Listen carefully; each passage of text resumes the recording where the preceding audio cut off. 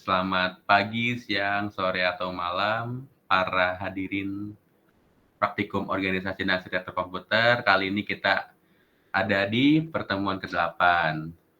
Nah, di pertemuan 8 ini kita bakal ngapain sih?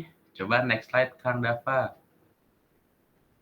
Nah, di agenda pertemuan 8 ini kita akan mempelajari 5 materi. Yang pertama ada pengenalan assembly, yang kedua register dan stack, yang ketiga ada NASM, yang keempat ada instruction and operands, dan yang kelima ada defining data. Lanjut. Ya, kita masuk ke materi pertama yaitu pengenalan assembly. Lanjut, Dap. Apa sih itu assembly? Nah, assembly ini bukan seperti yang teman-teman kira, yang bahwa dia itu cuma satu bahasa gitu. Yaitu dia itu sebuah kategori bahasa yang tidak menyediakan abstraksi. Nah, assembly ini bisa dikatakan sebagai versi human readable dari machine code. Nah, assembly ini juga memiliki kontrol lebih banyak, code lebih banyak, dan dia ini tidak portable. Analoginya tuh, misalnya machine code ini kan dia terdiri dari biner ya, 11001001 gitu. Nah, di assembly ini kita bisa menggunakan bahasa apa ya, lebih tingginya dikit lah gitu, kayak move, terus register AX dengan value 5 gitu-gitu. Oke, lanjut dulu, Dap. Nah, tapi untuk mentranslatekan assembly ke bahasa mesin, kita memerlukan assembler. Nah, assembler ini berfungsi, seperti yang udah dibilang tadi, mengkodekan bahasa program sederhana menjadi bahasa pemrograman mesin agar dapat dimengerti oleh prosesor dengan menggunakan mnemonics. Nah, assembler ini ada banyak nih. Untuk arsitektur x86 ada 4, yaitu ada GNU Assembler, yang kedua ada Microsoft Macro Assembler atau MASM, yang ketiga NetWide Assembler, yang keempat ada Flat Assembler. Nah, untuk sintaks formatnya ini kita ada 2. Yang pertama ini ada GAS, untuk GAS atau AT&T syntax. Jadi tuh dia tuh yang di sebelah bagian kiri tuh dia bakal ada instruksi. Lalu setelah itu ada source yang dimana instruksi ini akan dijalankan, dan yang di sebelah kanan itu ada destination atau tujuan. Misalnya move AX BX. Artinya tuh kita akan memindahkan value AX ke register BX gitu. Yang kedua tuh ada Intel syntax. Itu ada instruksi, destination, dan source. Jadi itu kita akan menggunakan instruksi dari source yang bagian kanan untuk ke destination. Misalnya yang tadi move AX BX. Berarti kita akan memindahkan value dari register BX ke AX gitu. Nah, tapi kalau bisa dilihat di sini ada 2 yang di-highlight, yaitu NetWide Assembler, NASM, dan Intel Syntax. Nah, 2 itu yang akan kita pakai di praktikum kali ini. Untuk flowchart-nya ini ada nih, yang pertama udah ada source program, yaitu ada mnemonic opcode dan simbol-simbolnya. Dia akan ditranslate ke assembler, menggunakan assembler. Nah, dari assembler ini kan bakal dijadiin bahasa mesin. Dari bahasa mesin ini baru akan dikirimkan ke prosesor untuk diproses gitu. Lanjut, Dap. Nah, masuk ke materi kedua yaitu register dan stack. Lanjut, Dap. Wih, lamanya. Nah, register itu merupakan sebagian memori dari microprocessor yang dapat diakses dengan kecepatan yang sangat tinggi. Bahkan dia tuh lebih cepat daripada RAM karena prosesornya ini kan langsung memiliki akses gitu ya. Jadi dia tuh cepat banget lah gitu. Terus microprocessor selalu menggunakan register-register sebagai perantaranya. Jadi register ini dapat diibaratkan sebagai kaki dan tangannya dari microprocessor. Yang kedua ada stack. Stack ini kayaknya teman-teman udah pada belajar juga di Strukdat. Jadi itu struktur data yang bersifat last in dan first out. Digunakan untuk mengatur control flow dan menyimpan argumen ketika memanggil fungsi. Contohnya itu ada push AX, jadi kita akan menyimpan AX ke dalam stack-nya, dan pop BX, yaitu mengambil value dari BX gitu. Lanjut, Dap. Yang kedua ada segmen register. segmen register ini, bentar.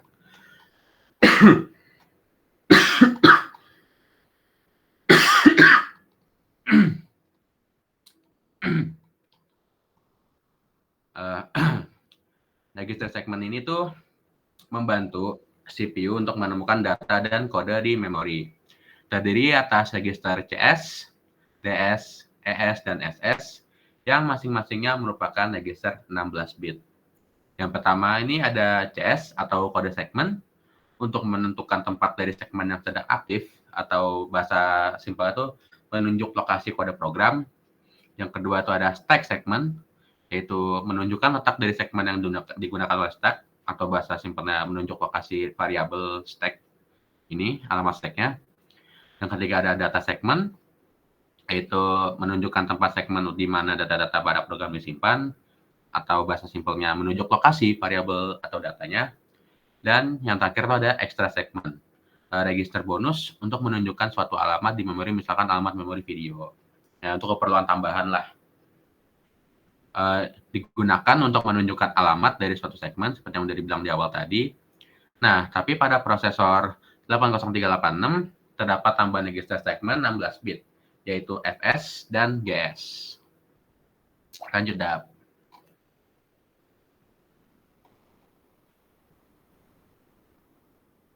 Yang kedua ada pointer dan index register. Register ini itu khusus digunakan untuk menunjukkan alamat memori. Terdiri atas register SP, BP, SI, dan DI yang masing-masing terdiri dari atas 16 bit. Yang pertama itu ada SP atau stack pointer, berpasangan dengan register segmen SS. Jadi bakal SS.2 SP gini digunakan untuk menunjukkan alamat dari stack, menunjukkan puncak stacknya lah gitu.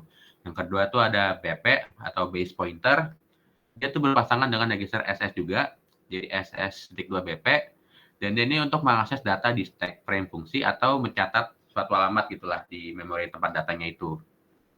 Dan yang ketiga ini ada source index atau SI dan destination index dan atau DI. Nah, biasanya ini digunakan pada operasi string dengan mengakses secara langsung pada alamat di memori yang ditunjukkan oleh kedua register ini. Intinya untuk operasi string dan array doang lah gitu. Tadi juga udah dibilang ini digunakan untuk penunjuk atau pointer terhadap satu lokasi di memori. Terus lagi-lagi di prosesor 80386 terdapat tambahan register 32 bit, yaitu ada ESP, IBP, ESI, dan EDI. Nah, contohnya di bawah tuh ada move BP plus 4AX, yaitu menyimpan value AX ke alamat stack yang ditunjuk oleh BP gitu. Lanjut, Dap. Yang ketiga ini ada general purpose register. Dia itu terdiri atas register AX, BX, CX, dan DX yang masing-masing terdiri atas 16 bit. Yang pertama itu ada register AX, dia itu secara khusus digunakan pada operasi aritmatika, terutama dalam operasi pembagian dan pengurangan. Yang kedua ada BX, yang biasanya digunakan untuk menunjukkan suatu alamat offset dari suatu segmen. Yang ketiga ada CX, digunakan secara khusus pada operasi looping, di mana register ini menentukan berapa banyak looping yang akan terjadi. Dan DX digunakan untuk menampung sisa hasil pembagian 16 bit. Nah, dia itu dapat dipisah menjadi dua bagian, di mana masing-masing bagian terdiri atas 8 bit, dan dapat digunakan untuk berbagai keperluan. Walaupun demikian, ada pula penggunaan khusus dari masing-masing register. Nah, pada prosesor 80386 ini terdapat tambahan register 32 bit juga, yaitu IAX, EBX, ECX, dan EDX. Lanjut, Dap.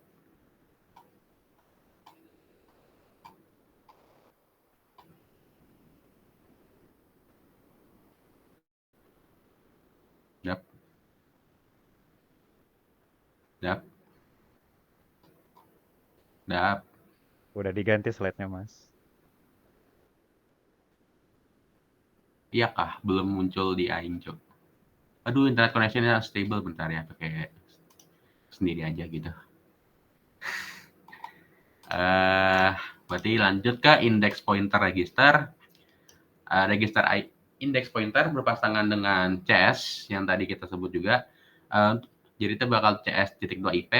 menunjukkan alamat di memori tempat dari instruksi selanjutnya yang akan dieksekusi. Register IP juga merupakan register 16 bit, dan pada prosesor 80386 digunakan register EIP yang merupakan register 32 bit. Gitu. Lanjut, Dap.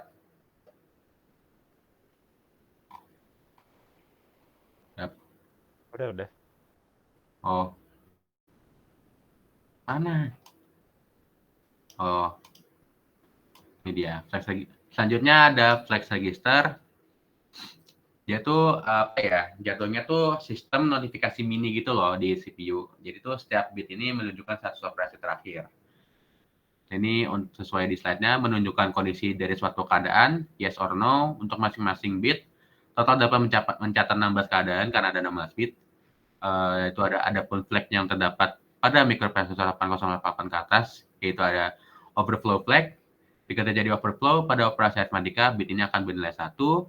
Sign flag atau SF, jika digunakan bilangan bertanda, bit ini akan bernilai 1. ZF, zero flag, jika hasil operasi menghasilkan 0, bit ini akan bernilai 1. Nah, di sini perlu dicatat bahwa banyak flag-flag lain seperti CF, PF, DF, IFT, PAF, NT, atau IOPL. Dan pada prosesor 80286 dan 8038 ke atas, terdapat beberapa tambahan pada flag register, yaitu PE, MP, EM, TS, ET, RF, atau VF. Nah, untuk pengertian masing-masing dari ini, kalian bisa ekspor sendiri nanti ya. Lanjut, Dap.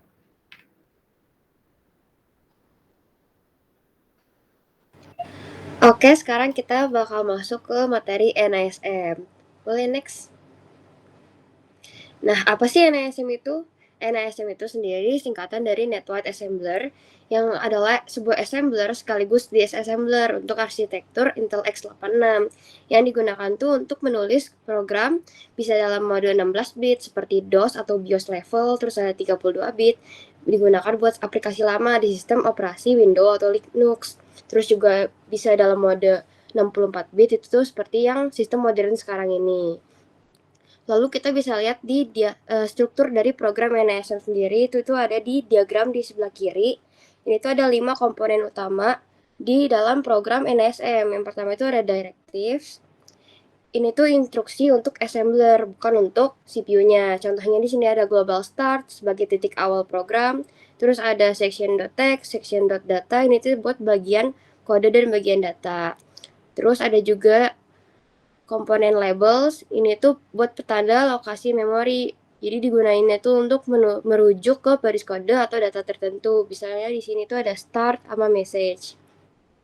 Terus ada komponen ketiga yaitu instructions. Ini tuh kayak instruksi aktual gitu untuk CPU-nya. Misalnya di sini ada move, itu tuh untuk mindahin data.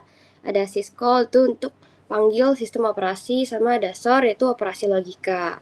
Lalu ada juga komponen operands. Ini tuh objek dari instruksinya. Jadi bisa register, bisa nilai langsung ataupun alamat memori. Kayak di sini ada RAX, ada alamat memori 0x0 bla bla itulah.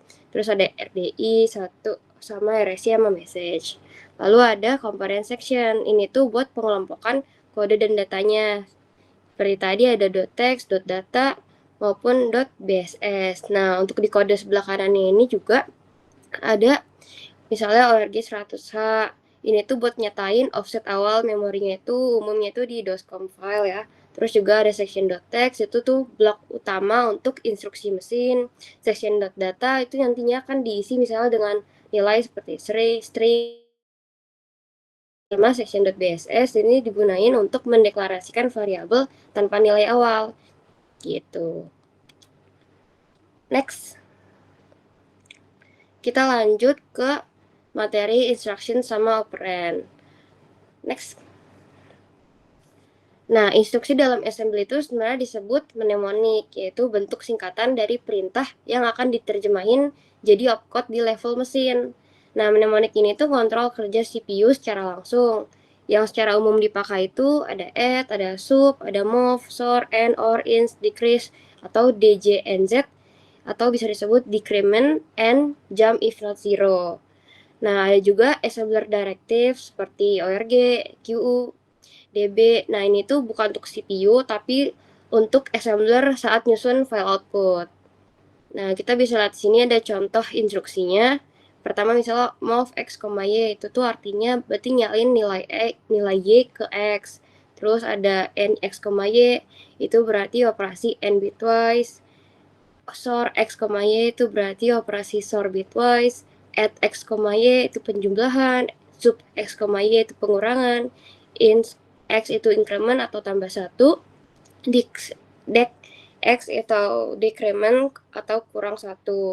Lalu juga ada operand. Nah, operand itu lebih ke data atau objek yang bekerja sama mnemonik atau instruksinya sendiri. Jadi, mnemonik ini kan atau instruksi itu kata kerja, sedangkan operand ini subjek atau objek dalam kalimat perintah. Nah, ada 3 jenis operand di sini. Yang pertama ada register operand atau reg. Ini tuh nilai yang berada di register CPU-nya. Terus ada memory operand atau mem. Ini tuh nilai yang diakses dari memori. Terus ada immediate operand atau IMM. Ini tuh nilai langsung ataupun konstan. Boleh untuk contohnya di next slide. Nah, di sini contoh pertama tuh ada register operand. Ini tuh digunain untuk operasi yang cepat karena berada langsung di dalam CPU. Biasa dia pakai register RAX, RBX, RJX, RDX, AX, BX, dan lain-lain. Terus ini tuh ukurannya bisa 8 bit, 16 bit, 32 bit, atau mungkin 64 bit, tapi tergantung dengan registernya. Di sini contohnya tuh ada move AX, BX, berarti salin isi BX ke AX. Move AL, BX berarti salin isi BL ke AX. Terus ada yang kedua itu immediate operand atau IMM, yaitu operasi yang langsung diberikan nilainya di dalam instruksi. Jadi nggak berasal dari register ataupun memori. Biasanya itu berupa angka, karakter ASCII, ataupun nilai hexadesimal. Nah, di sini contohnya tuh ada move AL, 10, berarti ya nilai AL tuh 10. Terus move AL, petik A, berarti AL tuh ASCII dari A. Terus ada move AX, alamat 0ABH itu berarti AX itu nilai maksimal AB. Terus maaf DX, 123H berarti DX itu 123H. Terus ada yang ketiga itu memory operand atau mem. Nah, operand ini itu tuh mengakses lokasi di memori. Biasanya tuh menggunakan register sebagai alamat pointernya gitu. Misalnya di sini ada kalau number itu buat alamat langsung, rec berarti alamat dari isi register, terus rec plus rec pointer scale plus number itu tuh untuk indexing array-nya. Terus di sini juga ada contohnya misalnya move EX 1000H, berarti dia ngambil nilai dari alamat si 1000H. Terus move EX EBX, berarti dia ambil dari alamat yang ditunjuk sama EBX ini. Terus misalnya move EX EBX plus 4 gitu, berarti dia offset ngambil alamat dari 4 dari EBX-nya. Terus move EX EBX plus ESI pointer 4 plus 8 berarti dia array access dengan skala dan offset, jadi dua-duanya gitu. Oke, next. Oke, selanjutnya ada defining data, boleh next. Nah, jadi di sini tuh ada data definition statement. Jadi ini tuh adalah pernyataan yang digunakan untuk mendeklarasi variabel dengan tipe data tertentu di memori. Untuk struktur sintaksnya tuh kayak gini. Jadi ada nama variabelnya dulu, name, terus directive, sama inisialisasinya. Terus name-nya tuh dia label atau identifier untuk variabel yang menunjukkan lokasi di memorinya. Dan contohnya kayak yang itu yang di bawah, ada list 1, list 2, itu tuh name. Terus ada directive, dia tuh perintah yang menentukan tipe data atau ukuran memori yang akan dialokasikan untuk variabel. Contoh directive-nya itu ada byte, word, dword, atau sbyte, dan lain sebagainya. Mungkin nanti bakal dijelasin macam-macamnya setelah slide ini. Terus ada inisialisasinya atau initializer-nya. Dia tuh ini tuh adalah nilai awal yang diberikan ke variabel saat dideklarasikan. Jadi inisialisasi itu setidaknya harus harus diperlukan meskipun nilainya itu bisa 0. Terus jika ada beberapa nilai inisialisasi, nilai-nilai tersebut itu dipisahkan oleh koma. Terus di bawah di situ ada contohnya ya, list 1, yaitu nama si variabelnya atau name dia, terus ada byte, yaitu direktifnya, terus 10,32,41H,00100010B, yaitu inisialisasinya. Terus next, di sini ada contoh-contoh direktif. Di sini ada contoh-contoh direktif umum yang biasanya digunakan di assembly. Di sini ada byte, dia tuh ukurannya 8 bit. Dia gunanya buat masukin integer. Terus S byte, dia tuh ukurannya 8 bit, integer juga dia. Terus word 18 bit, dia penggunaannya untuk integer juga. Terus S word 16 bit, dia juga buat integer. Terus D word 32 bit, dia juga buat integer. Terus dia juga bisa digunakan sebagai pointer gitu, D word. Terus SD word, dia ukurannya 32 bit, dia bisa dimasukkan integer juga. Terus ada F word, dia ukurannya 48 bit, dia bisa digunain buat ngalokasikan integer. Terus dia juga bisa buat pointer. Terus ada keyword 64 bit. Terus ada T-byte 80 bit, integer juga dia. Terus ada real 4, dia tuh ukurannya 32 bit. Dia tuh buat penggunanya buat bilangan real. Terus ada real 8 64 bit, dia juga buat bilangan real. Terus ada real 10 buat ukurannya 80 bit buat bilangan real. Terus next coba. Nah, di sini ada contoh direktif direktif lama lah, direktif yang biasa sederhana, yang biasanya ini tuh sering digunakan di sistem yang lama lah.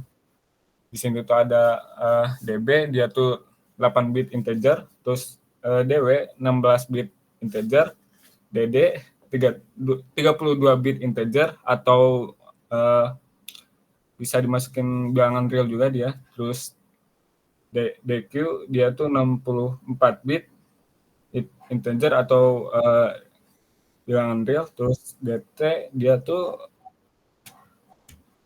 integer 80 bit. Coba next. Terus selanjutnya ada DOS API atau DOS interrupts. Jadi DOS interrupt ini mekanisme yang digunakan dalam sistem operasi DOS untuk berinteraksi langsung dengan layanan sistem operasi.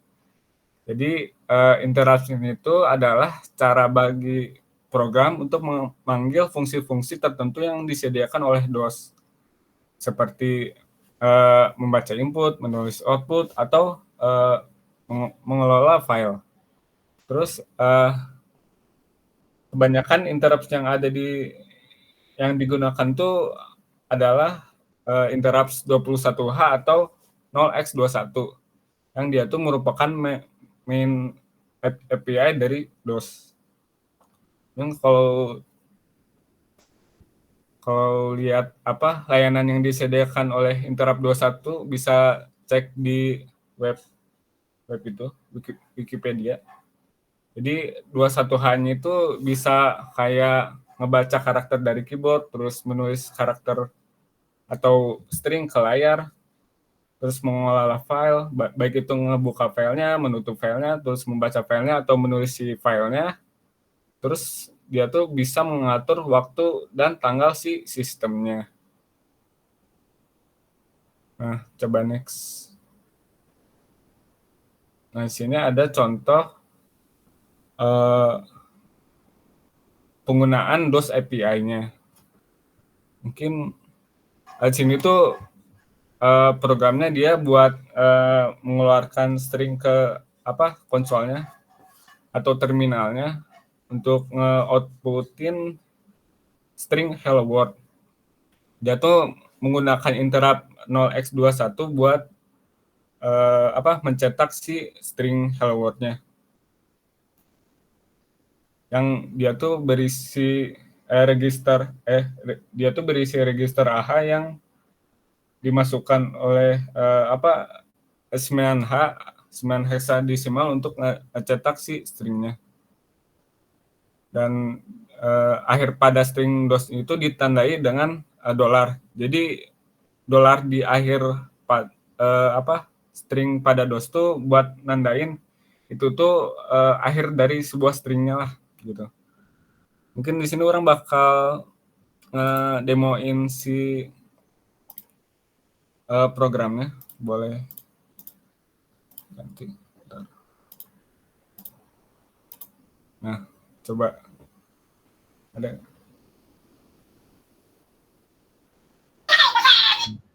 Terus udah kelihatan nggak?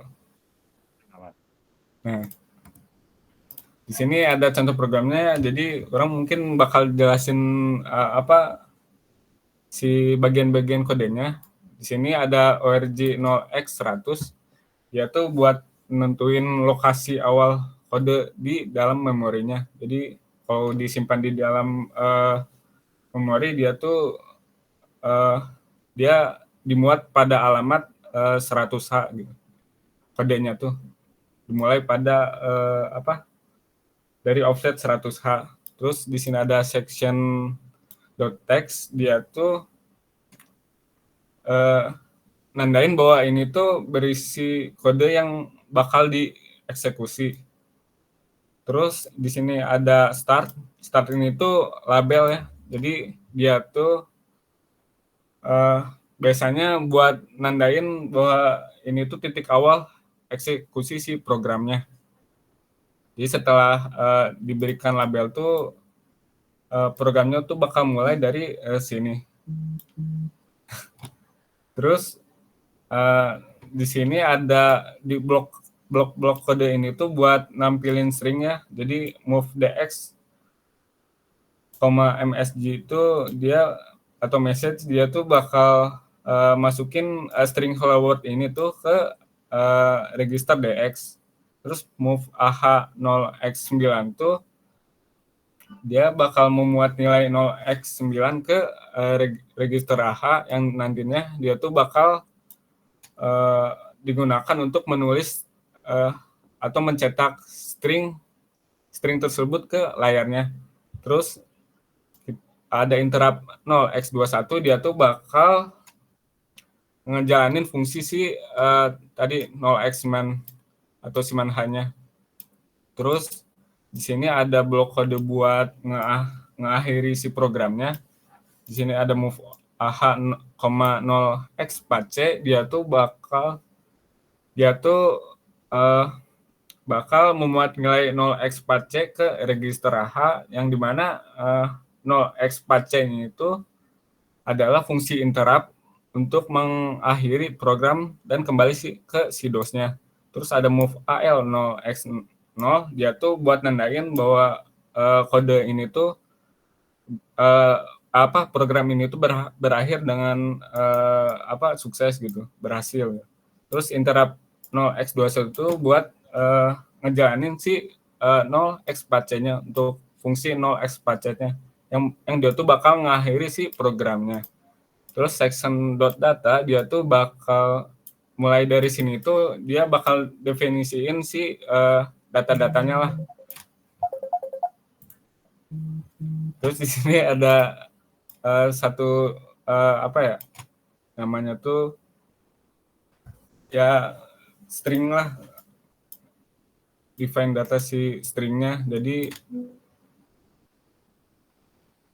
di sini DB itu kan tadi ininya, DB-nya tuh direktifnya, dia tuh sama kayak byte lah, 8 bit gitu, buat nyimpen si stringnya. Terus ada string hello world-nya, terus 0xd itu buat mengatur kursornya kembali ke baris, terus 0xa-nya tuh buat kayak kalau di keyboard mah kayak enter lah buat new line-nya. Terus ini tanda dolar tuh buat ini tuh nandain bahwa akhir dari si stringnya gitu. Mungkin orang jalanin aja ya. Jadi kita compile si programnya dulu, baru jalanin, dia bakal keluar hello world. Mungkin itu selanjutnya bakal diserahin ke Dava. Kang Dava, silahkan. Oke, mungkin selanjutnya kita masuk ke bagian instalasi DOS. Oke, sebelum kalian bisa buat nyoba-nyobain si assembly tadi yang udah dijelasin, ada beberapa tools yang harus kalian siapin. Yang pertama itu ada yang namanya DOSBox. Nah, buat DOSBox sendiri, itu bisa kalian download di website yang ini ya. Eh, Kalau kalian klik website itu nanti tampilannya bakal kayak gini. Kalian klik aja nanti download. Nanti langsung ke download si installer DOSBox-nya. Nah, kalau udah ke download installernya, kalian lanjutin aja instalasinya sampai si DOSBox-nya keinstall di laptop kalian. Nah, habis itu ada juga beberapa file config yang harus kalian download juga. Buat filenya itu ada di link drive yang ada di PPT ini. Nanti juga bakal dikirim linknya. Sama yang terakhir itu ada text editor. Kalau buat text editor itu bebas pakai apa aja. Pakai VS Code juga itu udah bisa buat ngejalanin file si ASM-nya. Oke, lanjut. Nah, yang kedua ada buat tool setup-nya. Nah, tadi kan kalian udah nginstal si DOSBox-nya. Nah, habis kalian install DOSBox-nya itu, kalian download si file.zip-nya yang ada di link Google Drive itu. Nah, isinya tuh ada beberapa folder, seperti folder inside, template sama NASM, sama ada satu file config yang nanti bakal di-copy ke file config DOSBox di laptop kalian. Nah, buat file zip-nya ini kalian download aja. Nah, udah kalian download, nanti si eh, file.zip-nya itu kalian masukin di folder tempat kalian biasa ngoding. Misalkan di sini aku tuh masukin di c/coding/dos. Nah, nanti kalian eh, masukin aja file zip-nya ke sini, terus kalian ekstrak isinya. Nah, habis itu eh, kan tadi ada file config ya. Ini kalian buka aja isinya. Nah, ini isi file config dari file.zip-nya. Kalian copy isinya. Terus kalian masuk ke settingan DOSBox di laptop kalian. Itu tuh caranya itu kalau di Windows kalian bisa ke bagian start, terus kalian search si DOSBox optionnya. Ini kalau misal aku contohin kayak gini, DOSBox. Nah, nanti tuh ada bagian DOSBox yang option ini, kalian klik aja. Udah. Ya. Ini mana share screen PPT doang atau gimana? Oh enggak, ini kurang nge-share screen si notepad yang gitu-gitunya. Di layar orang mana emang cuma nge-share screen PPT doang. Ya kan ini di recordnya diurang ya. Oh iya ding, oh iya maaf. Lanjut dah. Oke. Nah, maaf tadi ada gangguan dikit. Eh, Habis kalian apa namanya copy si file config dari file zip-nya, kalian timpa aja si settingan config yang bawaan DOSBox-nya. Di sini kebetulan aku udah nge-copy ya isi config dari file.zip-nya. Nah, habis itu ada ada beberapa bagian yang harus kalian ganti, yaitu aduh, di bagian ini, Monsi ya. Nah, defaultnya itu kan namanya tuh /code/dos. Nah, itu tuh kalian ganti aja sesuai sama direktori yang ada di File Explorer kalian. Misalkan di aku ini eh, direktorinya itu /coding/dos. Nah, itu kalian copy aja, terus kalian paste ke bagian sini. Nah, seperti itu. Nah, kalau udah, kalian save aja si filenya. Kalau misalkan kalian udah ngikutin stepnya dengan benar, harusnya kalian udah bisa ngejalanin si eh, DOSBox-nya dengan benar. Ini kalau misal orang contohin, bentar ya. Nah, kebetulan di sini juga udah ada apa namanya file bawaan, harusnya tuh hello.asm ya. Kalau misalkan kalian coba compile nsm/f bin /o hello.com hello.asm. Nah, itu buat nge-compile si file hello.asm-nya, terus kalian jalanin aja hello.com, harusnya udah bisa jalan. Oke, kurang lebih seperti itu buat instalasi dan konfigurasi si DOSBox-nya. Oke, yang terakhir, seperti biasa, pastinya ada tugas. Tapi buat pertemuan kali ini tugasnya nggak terlalu susah. Tugasnya apa tuh, Kang? Nah, kalian tinggal ikutin aja cara penginstalan DOSBox-nya yang nanti bakal dikasih. Terus kalian coba ngetes run file hello.asm-nya yang udah ada nanti di file.zip-nya. Kalau bisa semua ini udah kalian jalanin sebelum praktikum minggu depan. Oke, paling segitu aja penjelasan buat pertemuan kali ini. Terima kasih sudah menyimak dan selamat malam.